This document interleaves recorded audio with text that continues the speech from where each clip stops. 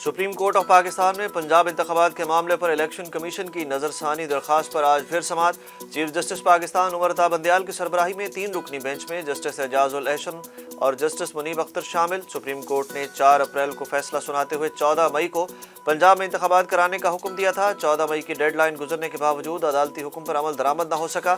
अदालती हुक्म के बावजूद वफाकी हुकूमत ने 21 अरब रुपए फंड्स फराहम नहीं किए। वफाक और इलेक्शन कमीशन पंजाब इंतखाबात पर सुप्रीम कोर्ट के हुक्म पर अमल दरामद ना कर सके।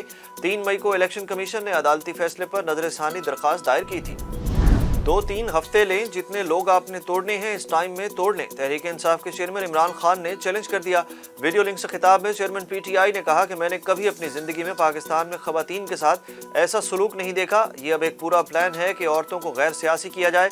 जमहूरियत पाकिस्तान में ख़त्म हो गई है। उनका कहना था कि मैं आज अपनी सुप्रीम कोर्ट से अपील करता हूँ कि सारा मुल्क आज आपकी तरफ देख रहा है। हुकूमत से कहता हूँ जितने लोग पार्टी से अलग करने हैं कर लें। रिक्वेस्ट है कि एक टाइम फ्रेम दे दें, इसके बाद फिर इलेक्शन का ऐलान कर दें। हम किसी के खिलाफ जारहाना अज़ाइम नहीं रखते। मुल्क को कई साल पीछे धकेलने वाले आज बेनकाब हो गए। मुस्लिम लीग नून के कायद नवाज शरीफ का ऑडियो पैगाम। नवाज शरीफ ने कहा कि ख्वाहिश थी 7वीं माशी ताकत भी बने। अफसोस से कहना पड़ता है कुछ लोगों ने मेरी टांगें खींचनी शुरू कर दी। न जाने इन लोगों को मुल्क से क्या बैर है, हंसते बसते मुल्क को ख़राब कर देना चाहते हैं। उनका कहना था कि जो 28 मई को किया वो था एब्सोल्युटली नॉट। पाकिस्तान का बच्चा बच्चा 9 मई से नफरत और 28 मई से मोहब्बत करता रहेगा। इमरान खान के मुज़ाकरात की पेशकश पर हुकूमती वज़रा के मुख्तलिफ बयानात आ गए। वफाकी वज़ीर साद रफ़ीक का कहना है कि इमरान खान ने जो कमेटी बनाई इससे कोई मुज़ाकरात नहीं करेगा। जो लोग अपनी फ़ौज को टारगेट करें इनसे बदबख्त और बदकिस्मत कोई नहीं। कोशिश है कि किसी बेगुनाह को सज़ा न मिले और गुनाहगार को छोड़ा न जाए। जबकि वज़ीर ख़जाना इसहाक डार का कहना है कि 9 मई के वाक़यात पर माफ़ी मांगे बगैर PTI से मुज़ाकरात नहीं हो सकते। इमरान खान गलती तस्लीम करें और आइंदा ऐसा ना करने का वादा करें। वज़ीर ख़जाना ने कहा कि IMF ने जो दस्तावेज़ात मांगी देने के लिए तैयार हैं। इसके बाद नवा रिव्यू हो जाना चाहिए। बजट तैयार है, अवाम पर बोझ नहीं डालेंगे। कप्तान को आखिरकार पुलिस की जानिब से पहरा रिलीफ मिल गया। इमरान खान की गिरफ्तारी पर जलाओ, घेराव और इमलाक को नुकसान पहुंचाने के मुकदमे में पुलिस ने दहशतगर्दी दिफात खत्म करने की रिपोर्ट अदालत में पेश कर दी। थाना खडिया कसूर में दर्ज मुकदमे में PTI के 40 कारकुनों की दरखास्त जमानत पर समाअत हुई। पुलिस ने मुकदमे से दहशतगर्दी की दिफात खत्म करने की रिपोर्ट अदालत में जमा कराई।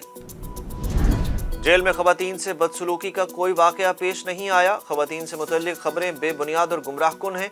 निगरान वज़ीर आला पंजाब मोहसिन नकवी ने वाज़ेह कर दिया। निगरान वज़ीर आला पंजाब ने लाहौर में मीडिया से गुफ्तगू करते हुए कहा कि खदीजा शाह जेल में हैं, इनकी शनाख्त परेड चल रही है। 9 मई वाक़यात में 32 खवातीन गिरफ्तार हुई थीं, जिनमें से 11 जेल में हैं। माओ बहनों का तहफ़्फ़ुज़ मेरी जिम्मेदारी है। जिना हाउस हमले में जो मुलव्विस हुआ, खा जितना भी बाअसर हो, इसे नहीं छोड़ा जाएगा।